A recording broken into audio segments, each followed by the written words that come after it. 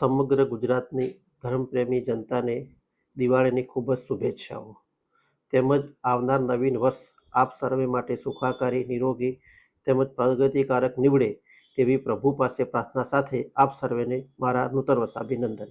Jay Hind.